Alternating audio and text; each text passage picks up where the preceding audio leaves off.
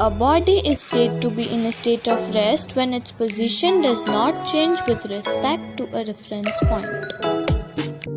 A body is said to be in a state of motion when its position changes continuously with reference to a point. Motion can be of different types depending upon the type of path by which the object is going through.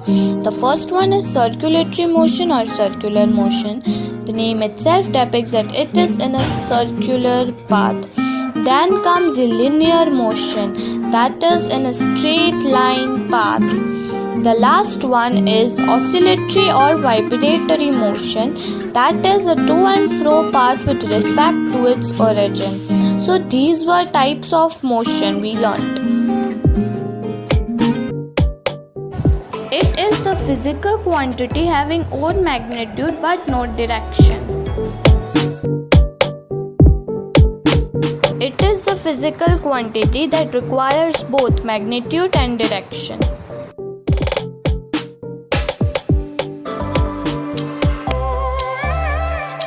The actual path or length travelled by an object during its journey from its initial position to its final position is called the distance. Distance is a scalar quantity which requires only magnitude but no direction to explain it. Displacement is a vector quantity requiring both magnitude and direction. Displacement can be zero when initial point and final point of motion are same.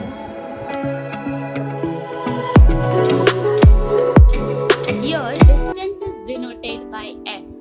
And to find the total distance travelled by the body, we have to multiply radius, that is 10 meter, by pi, that is 3.14. So by multiplying both, we will get 31.4 meter as our answer, and that is the total distance covered by the body. Next, we have to find the displacement of the body. So here displacement is denoted by d. To find the displacement, we will multiply radius by 2, that is 10 meter by 2, and we'll get 20 meter. The distance we got was 21.4 meter and displacement is 20 meter. To find the total distance, we will add OA and OB together. So by adding 4 km and 4 km together, we get 8 km, and that is our total distance travelled by the object. Again we have to find the total displacement of the object. So total displacement would be OB, and OB would be OA square plus OB square root. And by doing all the calculations, finally we get 5.65 km as our total displacement. When a body travels equal distance in equal interval of time, then the motion is said to be the uniform motion. In this type of motion, the body will travel unequal distances in equal interval of time. In simple words, it is when motion of a body increases when motion of a body decreases with time, it is deaccelerated motion.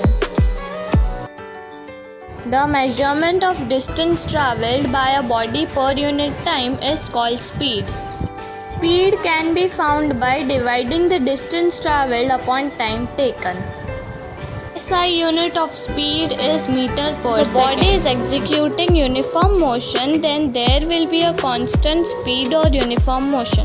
If a body is travelling with non-uniform motion, then the speed will not remain uniform but have different values throughout the motion of such body.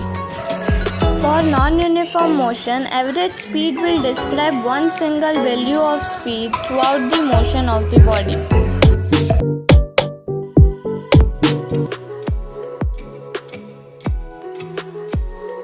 Distance given is 40 km and time given is 5 hours. First we will find speed in kilometer per hour by dividing total distance by total time. Hence we get 8 km per hour as our answer. Find speed in meter per second. First we will convert the digits from kilometer to meter and hours to seconds.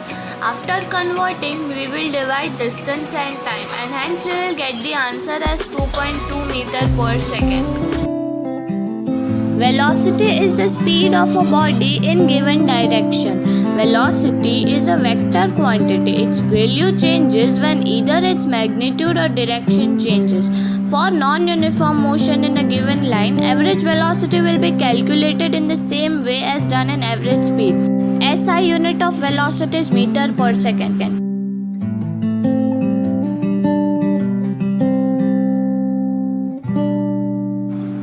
Initial velocity plus final velocity divided by 2. The thing that we need to remember here is that velocity is equals to displacement upon time, and it can be positive, negative or 0. Here is one example that would make our concept more clear. So the speed during first half journey and the second half journey is already given. As we saw that for uniformly changing velocity, we have to add initial velocity and final velocity and then divide it by 2. The same way we are going to add both and divide by